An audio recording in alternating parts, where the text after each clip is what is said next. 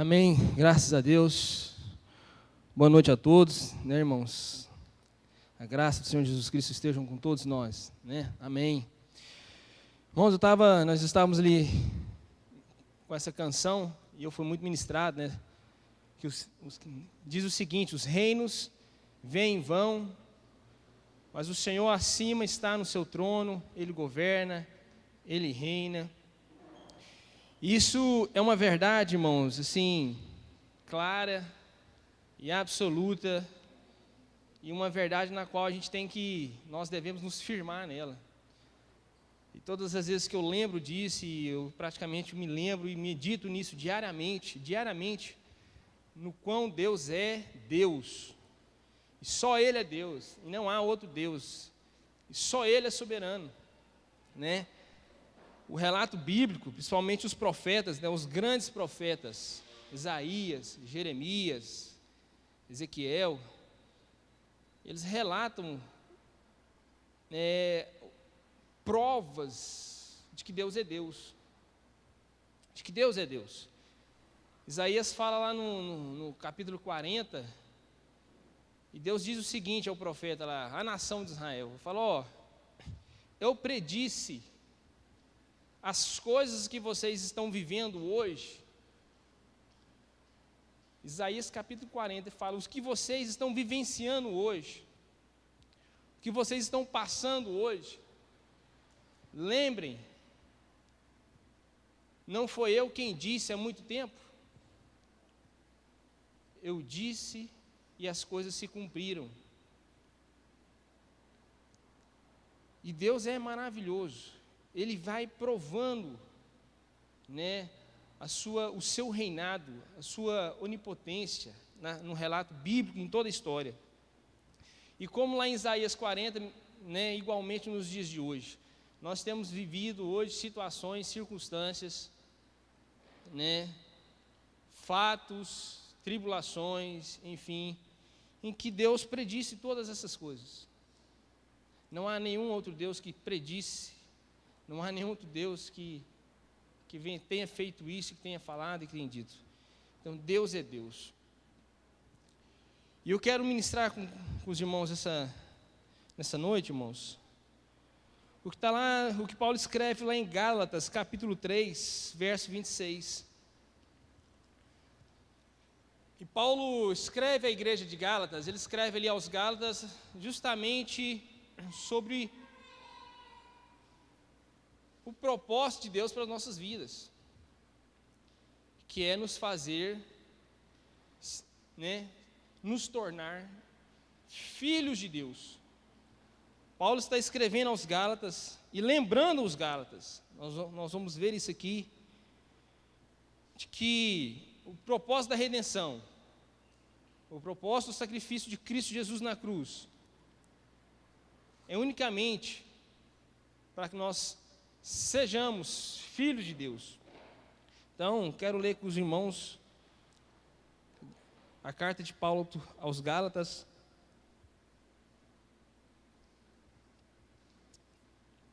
verso 26, vou usar a NVI, e nós vamos entrar no capítulo 4 e vamos até o verso 7. Paulo escreve o seguinte: todos vocês são filhos de Deus, mediante a fé em Cristo Jesus. Pois os que em Cristo foram batizados, de Cristo se revestiram. Não há judeu nem grego, escravo nem livre, homem nem mulher, pois todos são um em Cristo Jesus. E se vocês são de Cristo, são descendência de Abraão, e herdeiros segundo a promessa. Digo, porém, que, enquanto o herdeiro é menor de idade, em nada difere de um escravo, embora seja dono de tudo. No entanto, ele está sujeito a guardiãs e administradores até o tempo determinado por seu pai. Assim também nós, quando éramos menores, estávamos escravizados aos princípios elementares do mundo. Mas quando chegou a plenitude do tempo, Deus enviou o seu Filho, nascido de mulher, nascido debaixo da lei, a fim de redimir os que estavam sob a lei, para que recebêssemos a adoção de filhos. E porque vocês são filhos, Deus enviou o Espírito de seu Filho ao coração de vocês, e Ele clama, Abba, Pai. Assim, você já não é mais escravo, mas filho. E por filho, Deus também o tornou herdeiro. Amém? Irmãos, Paulo está dizendo aqui aos Gálatas, que nós somos filhos de Deus. E a ideia de que nós somos filhos de Deus é que o próprio Deus é o ápice da criação e o objetivo da redenção de Deus é que nós sejamos filhos dele. No início aqui do capítulo 3, Paulo começa dizendo aos Gálatas o seguinte: ó Gálatas insensatos, quem os enfeitiçou? Quem os enfeitiçou? Não foi diante dos seus olhos que Jesus Cristo foi exposto como crucificado? Eu gostaria de saber apenas uma coisa: foi pela prática da lei que vocês receberam o Espírito, ou foi naquilo, pela fé naquilo que ouviram? Será que vocês são tão insensatos que, tendo começado pelo Espírito, querem agora serem aperfeiçoados pelo esforço próprio? Então havia uma circunstância ali na igreja de Gálatas, em que Paulo precisou lembrar a igreja, lembrar aqueles irmãos, de que eles eram filhos de Deus. E o verso 26 estão dizendo que, todos vocês são filhos de Deus. Nós somos filhos de Deus. E Paulo diz, aos Gálatas, vocês são filhos de Deus. E o que nos faz, o que é que nos torna filhos de Deus? Como nos tornamos filhos de Deus? Ele diz, mediante a fé em Cristo Jesus. Então isso é pela fé, por meio da fé. É pela fé que nós somos feitos filhos. É pela fé que nós somos batizados em Cristo Jesus. E pela fé que nós recebemos todas as promessas de Deus a Abraão. E ele diz, mediante a fé, pois os que em Cristo foram batizados, de Cristo se revestiram. Então todos nós, todos aqueles que foram batizados em Cristo Jesus, foram batizados pela fé, mediante a fé em Cristo Jesus, eles se revestiram do próprio Cristo. E essa vestimenta, esse batismo em Cristo Jesus, nos dá toda uma característica, muda a nossa natureza, transforma o nosso ser, transforma a nossa realidade, transforma a nossa cultura, transforma o nosso modo de viver. Quando nos revestimos de Cristo, uma primeira coisa, quando a gente pensa nas nossas vestes, quando a gente vê alguém, quando a gente olha alguém, isso fala a respeito de identidade. Na maneira como uma pessoa se veste, a gente já pode presumir ou concluir bastante coisas, e uma dessas coisas é a identidade dessa pessoa. Se essa pessoa é mais vulgar, se essa pessoa é mais conservadora, se essa pessoa, a vestimenta define, nos mostra, revela a classe social da pessoa, enfim. E quando nós somos revestidos de Cristo, isso fala de quem nós somos, da nossa identidade, do que de fato somos, o que realmente somos. E batizados em Cristo Jesus, revestidos de Cristo, nós somos filhos de Deus. Paulo está lembrando isso, está lembrando os Gálatas a respeito dessa verdade. Vocês são filho de Deus. O que é que você é? Eu sou filho do Deus vivo, o Deus Todo-Poderoso. E outra coisa, irmãos, nossa vestimenta fala de intimidade.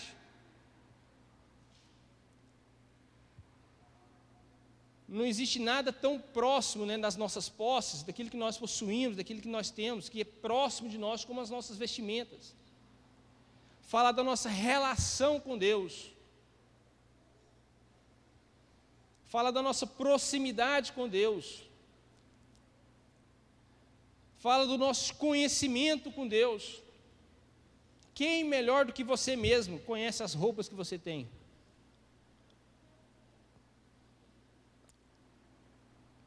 E esse é o batismo de Cristo.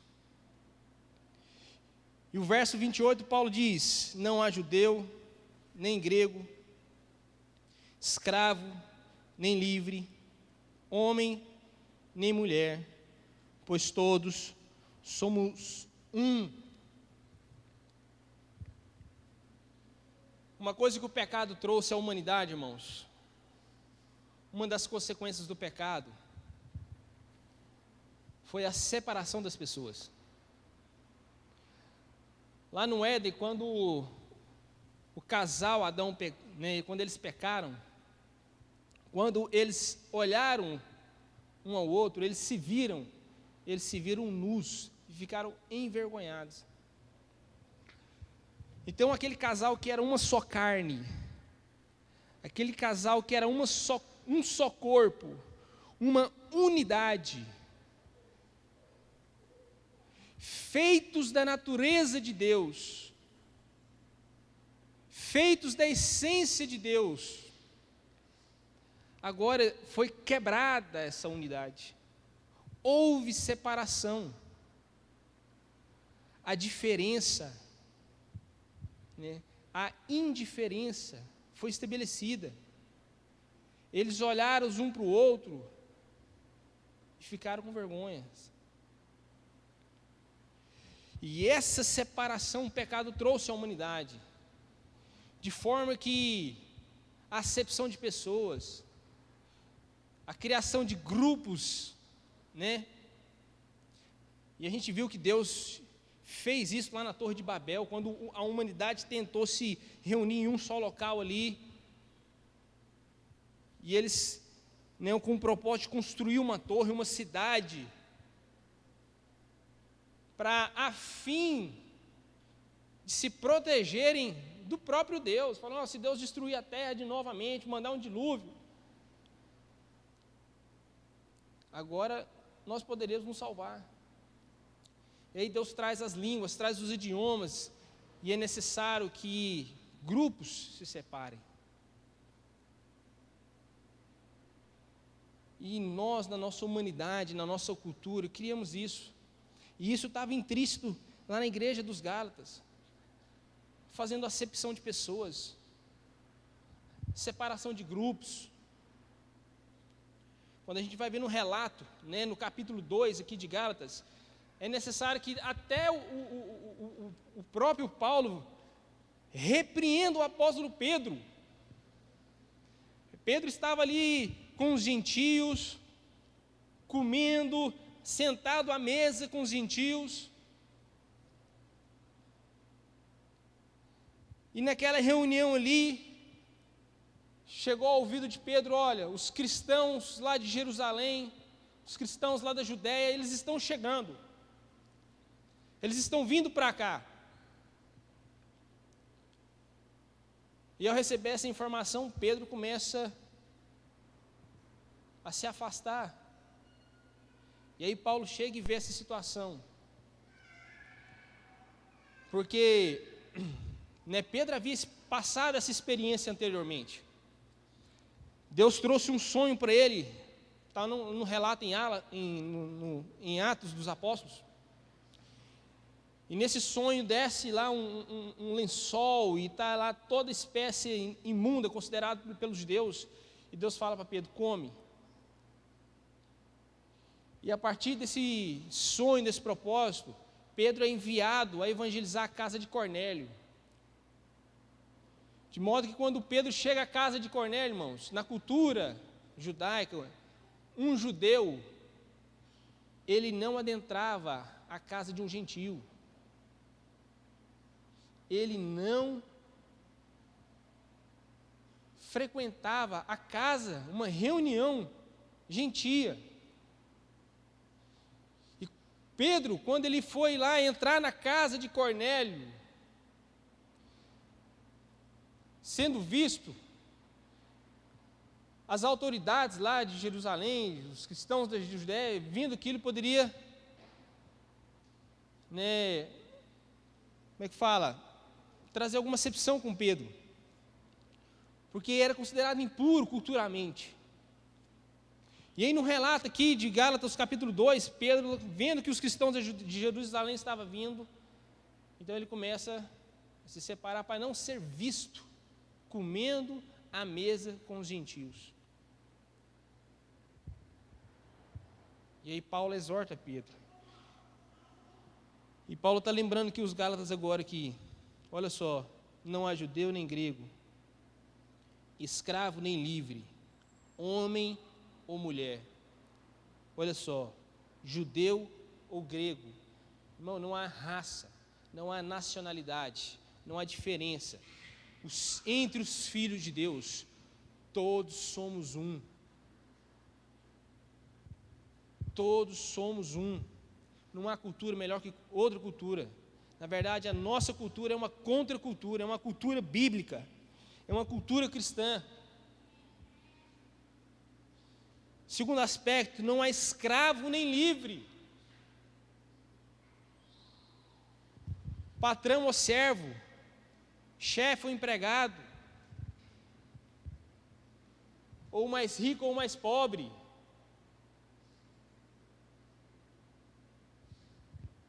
Um rico salvo por Jesus Cristo, ou um pobre salvo por Jesus Cristo, ambos são filhos de Deus. E Paulo relata isso lá na carta de Filemão. Então não há distinção. Outra coisa, homem nem mulher.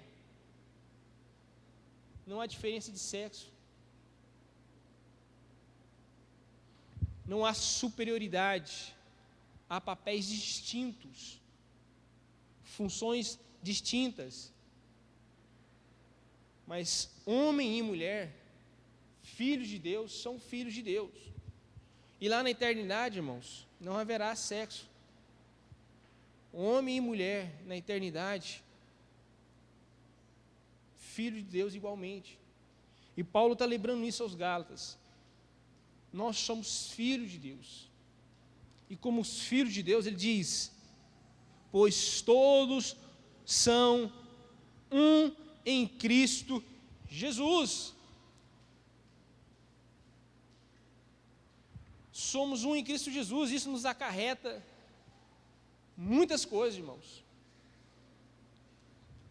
E nós temos, né? Por exemplo, no Brasil eu não vejo, apesar de que existe, mas, particularmente na minha opinião, não há questão de racismo, de branco, negro.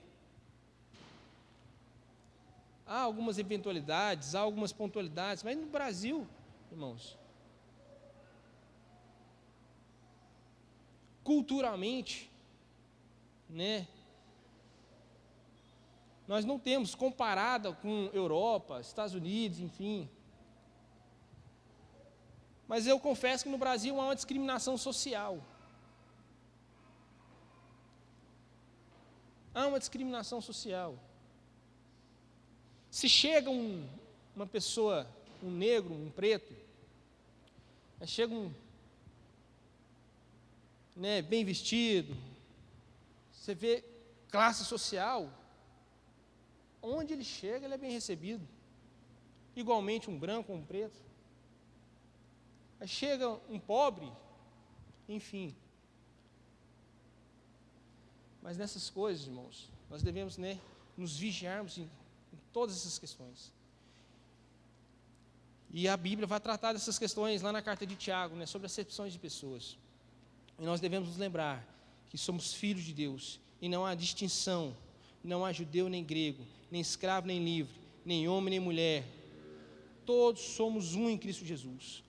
E isso estava acontecendo ali na igreja aos Gálatas. E Paulo está recordando eles. Ele fala: e se vocês são de Cristo, vocês são descendência de Abraão e herdeiros segundo a promessa.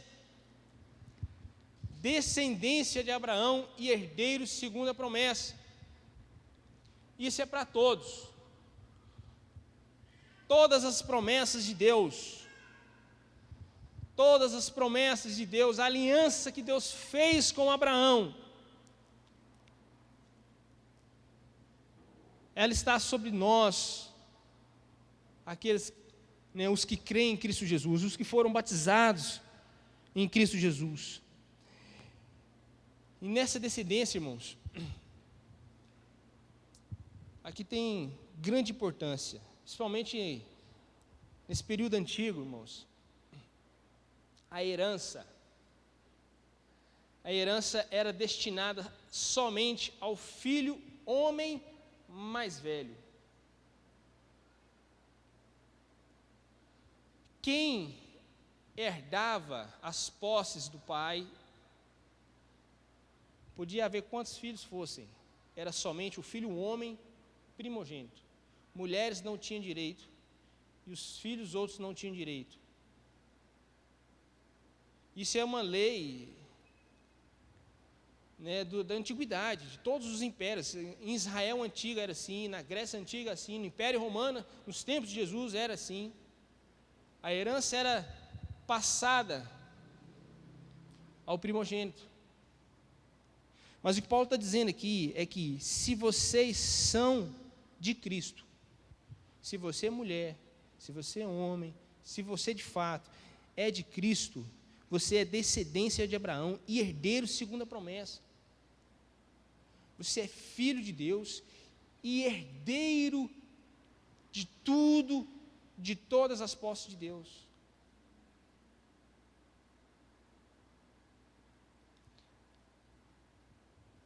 Igualmente a todos os filhos. Nesse mesmo texto, Paulo lá em Romanos 8 vai falar que nós somos co-herdeiros com Cristo.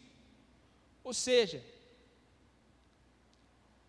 toda a herança de Cristo é também sua, minha, nossa. Herdaremos, seremos co-herdeiros com Cristo Jesus, segundo a promessa. E o propósito de Deus na redenção, o propósito de Deus em toda a história, em todo o relato bíblico,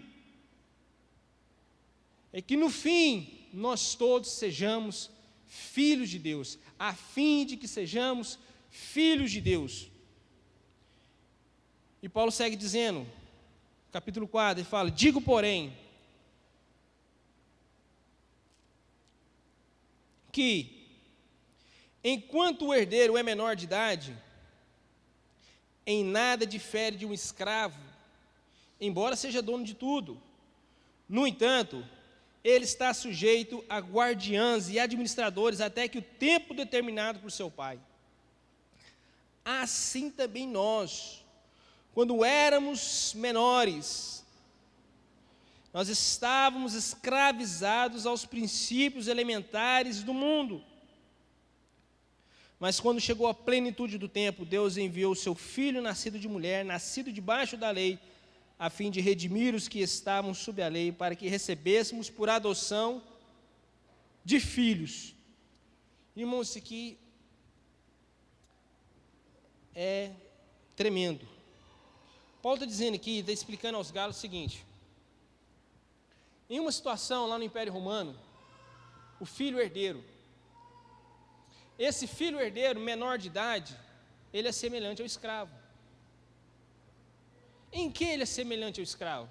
Ele fala, sendo o herdeiro menor de idade, em nada difere de um escravo, embora ele seja dono de tudo. Embora sendo dono de tudo, ele não se difere de um escravo. Mas como? Que um filho não tem... O que Paulo está dizendo aqui é sobre a liberdade.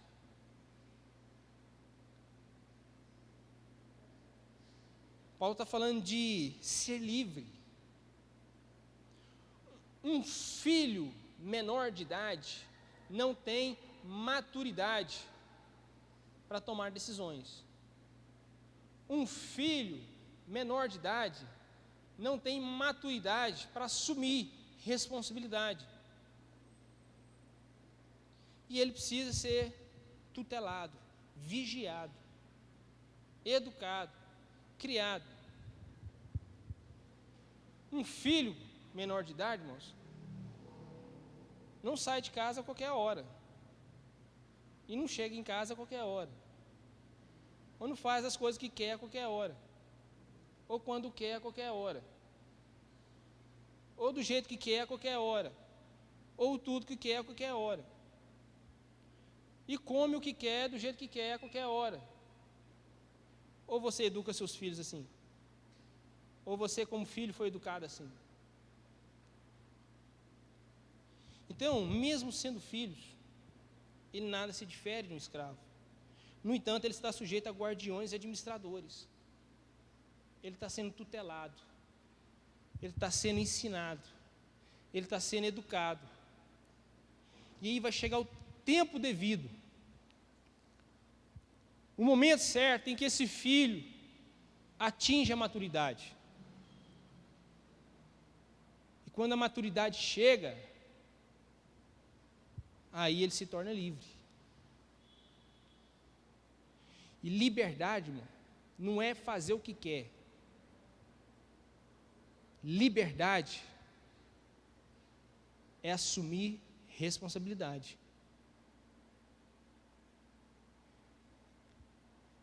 Está sendo ensinado aos nossos filhos hoje, nas escolas, nos desenhos animados, em todas as programações de televisão, em tudo, que ele pode, que ser livre é fazer aquilo que lhe dá prazer, aquilo que ele quer.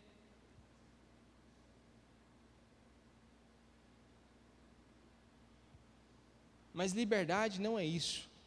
Liberdade é assumir responsabilidade. Por que para tirar a carteira de motorista, irmãos, tirar a CNH, tem uma idade mínima? Existem pessoas que começam a dirigir com 12 anos, 13 anos, alguns com 14, mas não é permitido. Começa a dar o volante para um monte de menino de 14 anos, 13 anos, 14 anos. Eles têm responsabilidade para dirigir um veículo? Então a lei determina justamente isso. Porque é para assumir tamanha responsabilidade, para assumir tamanha liberdade, você precisa ser responsável. Você precisa ter maturidade. E aí, quando esse herdeiro, ele atinge a maturidade, ele assume as responsabilidades, então ele se torna um administrador, não somente de si mesmo, mas de tudo aquilo que ele está herdando, de toda a herança. E Paulo está dizendo assim, verso 3, assim também nós, quando éramos menores, nós estávamos escravizados. Paulo está explicando aqui para a igreja lá de Gálatas, irmãos, porque lembra que lá no começo do capítulo 3, Paulo falando assim, ó seus Gálatas insensatos. Gálatas insensatos, como podem agora vocês terem começado por espírito, né? Vamos ler novamente, Gálatas insensatos, quem os enfeitiçou? Paulo pergunta, não foi diante dos seus olhos que Jesus Cristo foi exposto como crucificado? Eu gostaria de saber apenas uma coisa, foi pela prática da lei que vocês receberam o Espírito ou pela fé naquilo que ouviram? Será que vocês são tão insensatos que, tendo começado pelo Espírito, querem agora se aperfeiçoar pelo esforço próprio?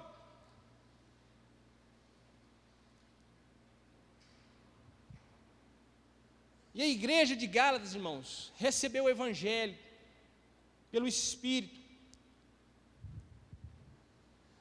Mas na sua caminhada, ao invés de assumirem responsabilidades, de atingirem a maturidade, eles estavam se retrocedendo, caminhando para trás, caminhando para a imaturidade.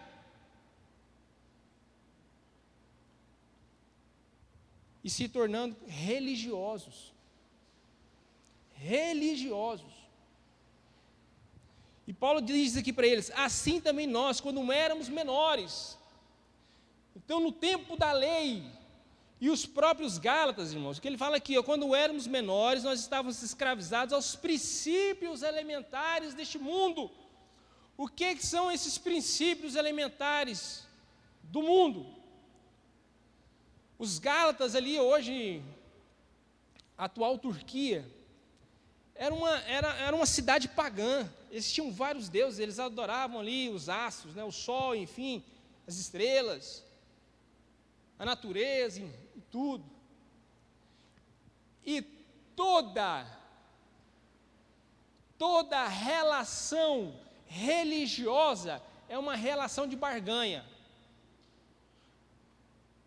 E não uma relação de família. Toda relação religiosa, todas as religiões do mundo, desempenham um sacrifício de interesses. Deuses do seu ventre, e não uma consciência de paternidade, não uma consciência de filho. Então, se você vai na Índia, lá no islamismo, as relações que eles têm com a divindade, no rio Ganges, de lá se purificarem tudo, é um sacrifício para agradar a divindade, para que a divindade desse algo em troca para eles. Se você vai no budismo, semelhantemente o ritual religioso é a mesma pedagogia. Você faz um sacrifício, você presta um culto a uma divindade,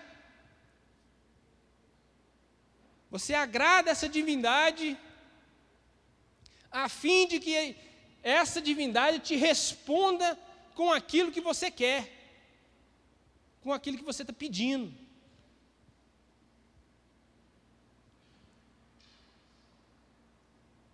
E Paulo está dizendo, assim também éramos nós, quando éramos menores e estávamos escravizados pelos princípios elementares deste mundo. E essa relação religiosa dos Gálatas, isso é pecado, irmãos, porque Deus não é um Deus para satisfazer as nossas carências. Ele é o nosso Pai, que nos traz responsabilidades, maturidade,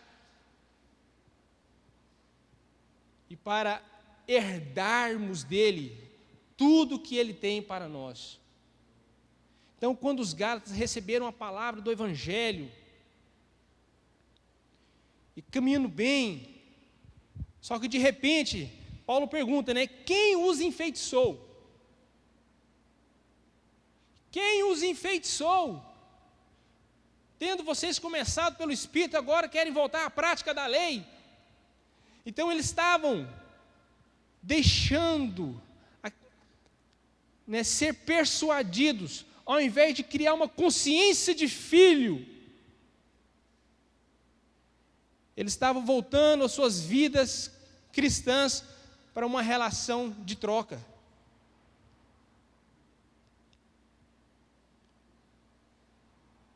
Prestando culto a Deus de forma pagã.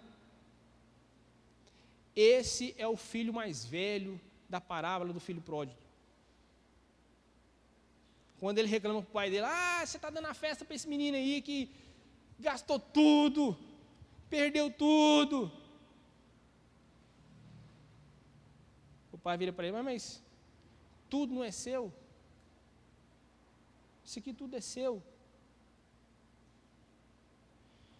E Paulo está dizendo, quando nós éramos menores, irmãos, nós precisávamos de tutoria. Era necessária a lei para nos mostrar o que é certo, o que é errado,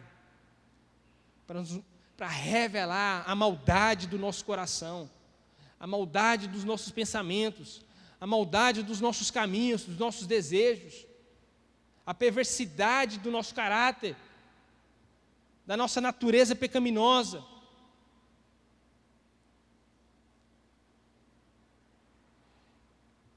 E nós temos visto que, nos dias de hoje, há muitas igrejas como essa igreja de Gálatas, pessoas frequentando cultos, não como filhos de Deus, mas como se diz, pagãos, que vão lá querer agradar a Deus, para no final, Deus, cadê aquilo, cadê a promessa, cadê? Não, a promessa já foi dada, a herança já foi entregue, Cristo Jesus nos fez isso, quando nós fomos batizados em Cristo, revestidos de Cristo. E agora nós precisamos desenvolver essa consciência de filho. Ele fala, verso 4, mas quando chegou a plenitude do tempo. O que é a plenitude do tempo, irmãos? É a maturidade.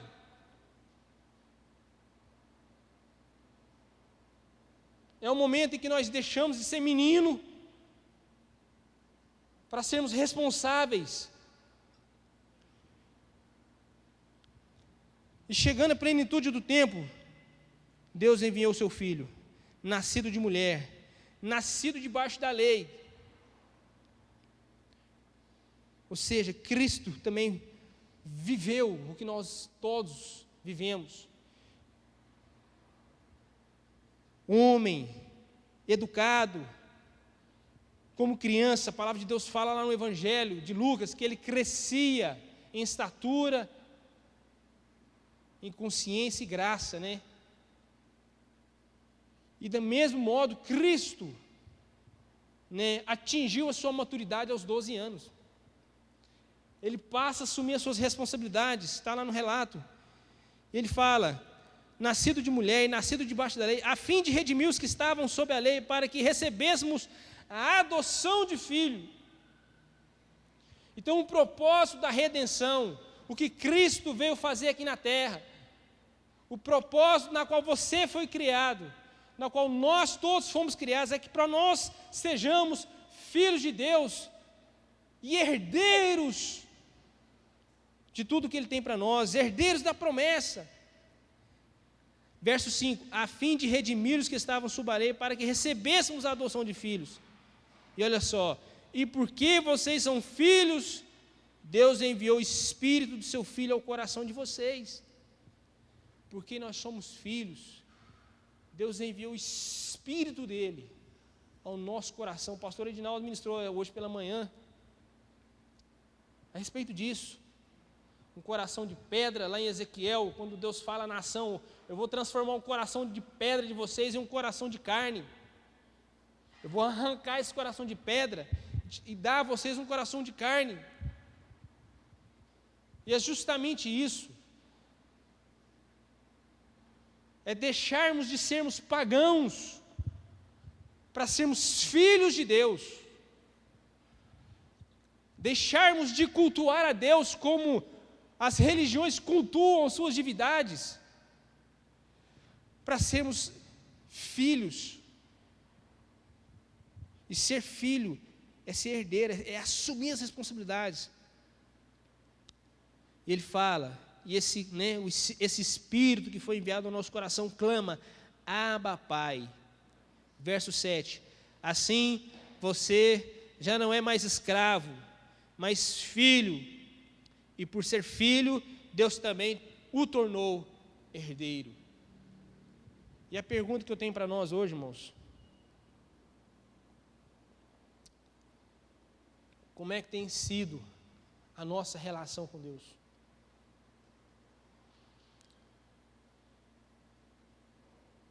As suas orações diante de Deus, você tem orado a Deus como um pai, sabendo que você é herdeiro de tudo que Ele te deu? Ou como muitos cristãos nos dias de hoje, né, como muitas igrejas nos dias de hoje, ensinam esse paganismo, essa relação religiosa, da barganha. Não, vai lá, faz uma campanha, faz tal coisa, Deus vai te abençoar, que Deus vai te dar, que Deus... Não, Deus já nos tornou filho. A redenção já nos fez filhos. Isso me lembra, irmãos, lá em casa eu tenho um armário assim na cozinha, onde eu coloco micro-ondas, algumas coisas lá, uma dispensinha. E esse armário, ele tem umas tampinhas que esconde os parafusos, né, expostos. Tem uns parafusos lá, essas tampinhas esconde esses parafusos. E o meu filho, Pedro Lucas, desde quando eu morava lá num outro apartamento, ele começou a engatinhar, não sei o que foi, que ele adora essas tampinhas. Prazer dele é ir lá, arrancar essa tampinha lá. E são muitas tampinhas, é um armário assim, tem várias tampinhas. Ele arranca tudo. E aí eu passo, eu olho para o armário, eu vejo os parafusos tudo exposto. Fico vendo os parafusos aqui lá, me dá uma agonia, fico, nossa. Aí eu vou lá, procuro na casa inteira, saio atrás dessas tampinhas, coloco uma, coloco a outra, sempre falta duas, sempre perde, some, eu vou lá, compro mais tampinha lá, os adesivinhos, e tampo tudo de novo. No mesmo dia, Pedro Lucas vai lá, arranca mais uma, mais outra, e some. E desde quando ele começou a engatear, ele começou a ter essa liberdade, ele chega lá. E já se foram 2 anos, né? Porque ele começou a engatear mais ou menos com 6 meses, ele está com 2 anos e 4, até hoje, irmãos. Se ele vê uma tampinha lá, ele arranca.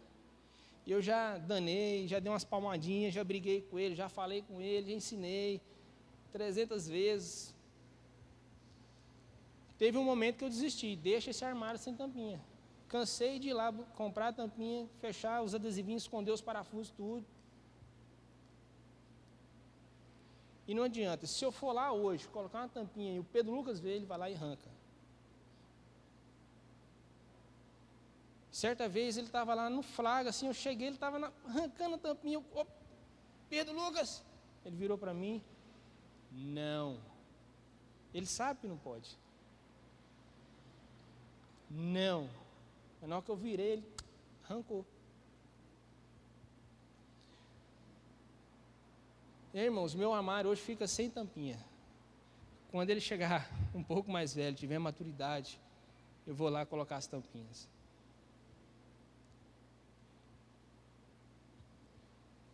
Quantas áreas na sua vida, irmãos, ou nas nossas vidas, na minha vida, Deus já te ensinou, Deus já te falou, Deus já te corrigiu, Deus já falou com você, já te explicou, né?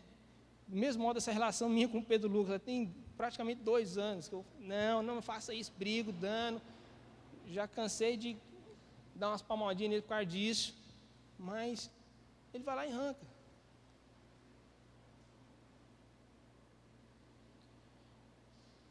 E aí vai chegar um momento em que eu vou ter que esperar essa maturidade. Ele, de fato, ele sabe que não pode. Se você chegar lá, ele apontar para ele, não pode. Não, papai, não pode. Mas ele arranca, não adianta.